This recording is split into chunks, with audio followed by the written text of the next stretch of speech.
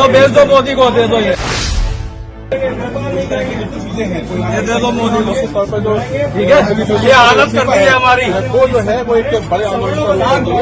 ये हालत कर दी, नंगा कर दिया सवर्णों को। लगता है भारतीय जनता पार्टी में इस्तीफे का दौर शुरू हो गया है। मोदी के योगी के फैसले से बीजेपी में दनादन इस्तीफा गिरना शुरू हो गया है।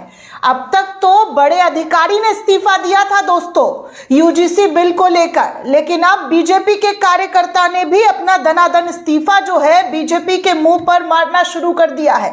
और आपको सबसे बड़ी बात बता दूं कि इस्तीफा देने का कारण भारतीय जनता पार्टी के कार्यकर्ताओं ने क्या दिया है ये आप स्क्रीन पर देख सकते हैं। उन्होंने इस्तीफा में लिखा है कि पार्टी उद्देश्य से भटक रही है, बच्चों के भविष्य के साथ खिलवाड़ कर रही है, इसीलिए बीजेपी के 10 कार्यकर्ताओं ने इस्तीफा दिया है। यह इस्तीफा यूजीसी के विरोध में लखनऊ में बीजेपी के 10 कार्यकर्ताओं के जरिए दिया गया है। आप सभी स्क्रीन पर देख सकते हैं कि इनके नाम क्या है। आलोक सिंह, महावीर सिंह, मोहित मिश्रा, वेद प्रकाश सिंह और नीरज पांडे, अनूप सिंह, राज विक्रम सिंह, अभिषेक अवस्थी, विवेक सिंह, कमल सिंह, मंडल उपाध्यक्ष, ये सारे जो है पार्टी में बड़े पदों पर है। मंडल उपाध्यक्ष है, कोई मंडल मंत्री है, शक्ति केंद्र संयोजक है। इन लोगों ने मिलकर एक साथ इस्तीफा दिया है और कहा है कि पार्टी जो है अपने उद्देश्य से भटक चुकी है, इसीलिए हम इस्तीफा दे रहे हैं। ये इस वक्त की बड़ी खबर, बड़ी जानकारी है। आपको बता दूं दोस्तों कि बीजेपी की जो है यहां से लगता है उल्टी गिनती शुरू हो चुकी है। यहां से खेल जो है बीजेपी का उल्टा पड़ता हुआ नजर आ रहा है। मोदी और योगी की नीतियों से इस कदर खफा हो गए कि पहले इस्तीफा और उसके बाद कपड़े उतार कर विरोध दर्ज किया जा रहा है। क्या है पूरा मामला, इस पूरे वीडियो में आपको बताने वाली हूं, लेकिन वीडियो को दोस्तों आखिर तक जरूर देखिए और लोगों तक भी पहुंचाइए कि आज आजादी के 77वें गणतंत्र दिवस को हम सब ने मनाया, लेकिन आज ही के दिन भाजपा के खिलाफ एक बड़ा विरोध शुरू हो गया है। उनकी नीतियों के खिलाफ विरोध हुआ है और ये कोई छोटे मोटे स्तर के नहीं बल्कि बड़े अधिकारियों के जरिए जो है बड़े अधिकारी ने विरोध जताते हुए पहले तो इस्तीफा मारा, उसके बाद विरोध दर्ज करना शुरू कर दिया है। उत्तर प्रदेश से लेकर दिल्ली तक इस वक्त ऐसी खबर निकलकर सामने आ रही है जो सिर्फ एक अधिकारी के इस्तीफे की कहानी नहीं बल्कि सिस्टम के अंदर मची हलचल, सरकार की नीतियों पर उठते सवाल और बीजेपी के लिए खतरे की घंटी मानी जा रही है।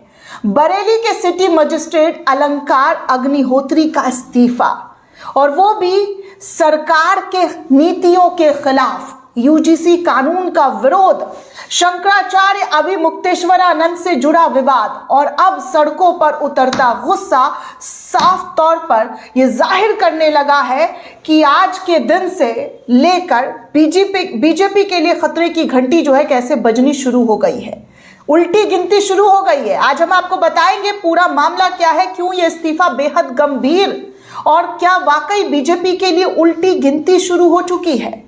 अलंकार अग्निहोत्री कोई आम नाम नहीं है दोस्तों, वो 2016 बैच के पीसीएस अधिकारी है और इस वक्त बरेली जैसे संवेदनशील जिले में सिटी मजिस्ट्रेट की जिम्मेदारी संभाल रहे थे। सिस्टम के अंदर बैठा हुआ एक अधिकारी जो सरकार का आदेश मानने के लिए जाना जाता है, जब वही अधिकारी नीतियों के खिलाफ खड़ा हो जाए तो समझ लीजिए मामला हल्का नहीं है, मामला बेहद गंभीर है। जनवरी 2026 में केंद्र सरकार ने यूजीसी के नए नियम लागू किए हैं।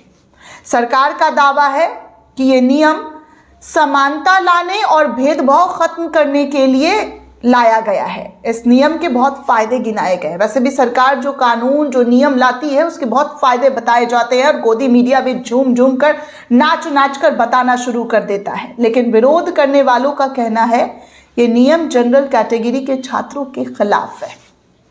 अलंकार अग्निहोत्री ने इन्हीं नियमों को काला कानून कह दिया है, जो कल तक बीजेपी के लिए फायदेमंद था, आज बीजेपी के खिलाफ लोग इसे काला कानून कह रहे हैं। उनका साफ कहना है कि ये नियम समाज को जोड़ नहीं रहे बल्कि नई दरारें पैदा कर रहे हैं और एक अधिकारी होकर वो ऐसे कानून का हिस्सा नहीं बन सकते हैं।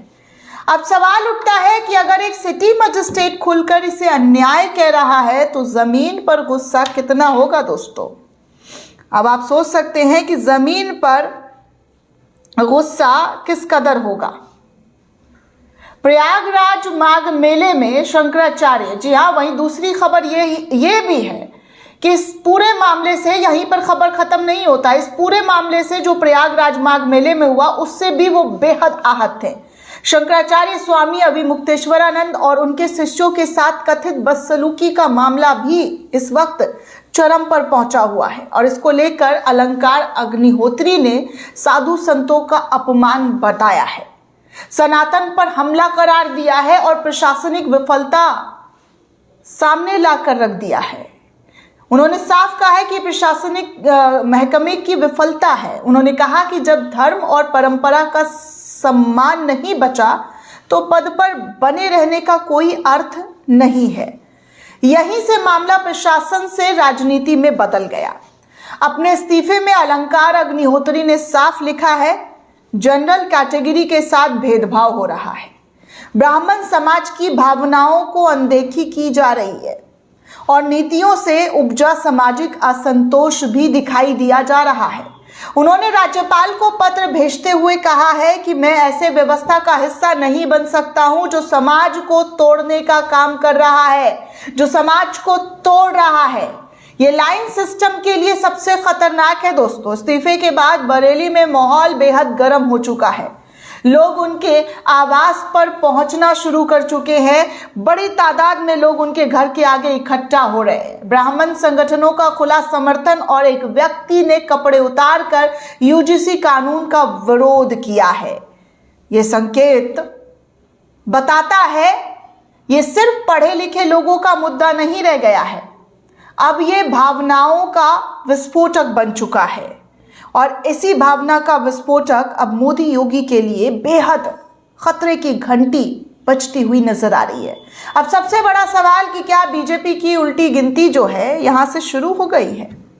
सच्चाई यह है कि यह कोई मंत्री का इस्तीफा नहीं है, कोई पार्टी लाइन का बयान भी नहीं है, बल्कि प्रशासनिक सेवा का इस्तीफा है, बड़े अधिकारी का इस्तीफा है और बीजेपी सरकार के नियम कानून के खिलाफ, उनकी की गई हरकतों के खिलाफ इस्तीफा है। लेकिन इतिहास गवाह है, जब प्रशासनिक अधिकारी बोलने लगते हैं तो सत्ता के लिए खतरा बढ़ जाता है। पहले किसान आंदोलन, फिर युवा और रोजगार पाने वाले लोग लगातार अपनी आवाज उठा रहे हैं।